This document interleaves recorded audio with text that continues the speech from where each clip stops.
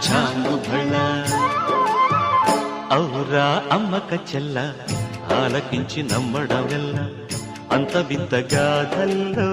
ఆనందలారా